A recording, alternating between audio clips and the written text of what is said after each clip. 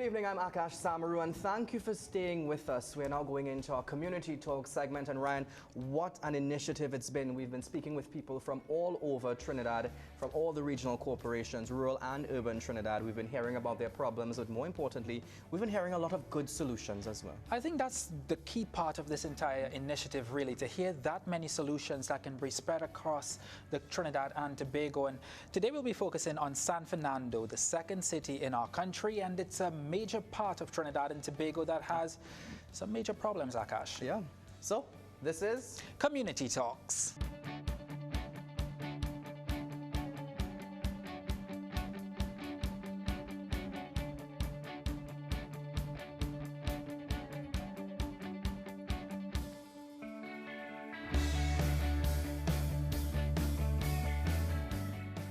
Well, welcome back. Well, as Ryan said, we'll be focusing on San Fernando, the second most populous place in Trinidad and Tobago, our second city. Yep. And you know, it's a place that really benefited due to the energy sectors in South Trinidad. But you know, with the problems within the sectors now, we're going to look at how it translates into and how did it transfer into problems within the southern city. Because San Fernando's motto is, in a healthy environment, we find strength. Is the environment still healthy, and where are people gathering that strength? Yeah, you're right, because I'm not sure how much you know San Fernando, Akash, you're an Eastman yourself, but you know, there's a lot of hills in San Fernando, and it really faces an uphill task in getting into the 21st century. Of course, there are challenges of the business sector in which the petrotrin impact has had a ripple effect across the city, but there's also the rising crime rate that is happening in the city of San Fernando as well. How do we now deal with that? And then, of course, we've had preliminary talks with the people of San Fernando in the community games that is to come as well. You know, is the real wealth trickling down to those people? So there's a lot to discuss when it comes to San Fernando. Yeah, but let's give you a bit of some context here. Let's look at a history of San Fernando. We have a really nice segment here packaged for you all.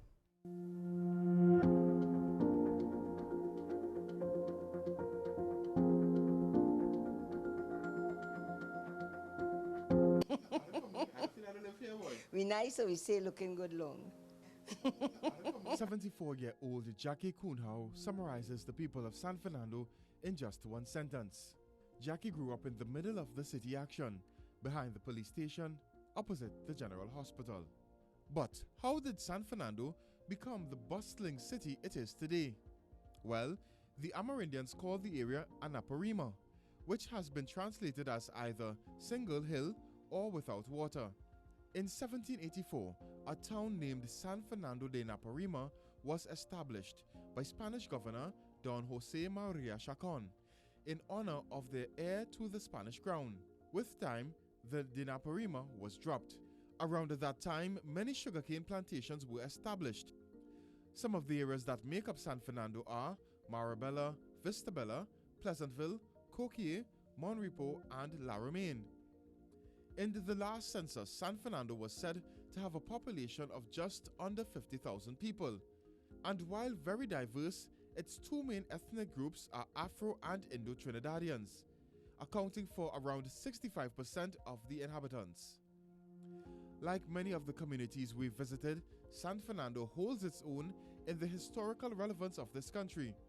Although many of the old buildings have been demolished, there are several landmarks that still put the city on the map. There is the San Fernando Hill, which is a major attraction. So it was a big adventure for fellas to climb, especially those who used to go to Presentation College. They used to climb up through the back of Presentation and climb up the hill. But you couldn't go just like that because the road wasn't cut as Also, yet. Harris Promenade, which was named after Governor Lord Harris. My father had a drugstore on Mukrapo Street. Mukrapo Street is down where we have our market. And when his goods used to come in, they used to come by train, they used to land up down on the wharf. And he used to hire a man called Raj with a donkey cart. Or the statue of Mahatma Gandhi, the famous last train engine, that's the last train that was run in the country. In terms of entertainment, in the 60s, Jackie used to party. We'd party with people like Dutchy Brothers. We'd have Dutchy Brothers, we'd have all their parties like up Royal Road. And again, after that, you'll walk home. 3, 4, 5, 6 of us will walk down the coffee to come home. Now, there are sprawling malls and entertainment centers. For example, Gulf City Mall, C3 Center and South Park. But whatever the changes were over the years, Jackie has seen it, and the one thing she says changed the most is how safe she felt then compared to now. But notwithstanding the changes in the landscape and environment, one thing is for sure, San Fernando people are San Fernando people. Hospitality and friendliness. You know San Fernando people. If I go any part of the world, people stop me and say, "You from San Fernando?" We know each other by sight. We know each other by sight, and we love each other and we support each other all the time.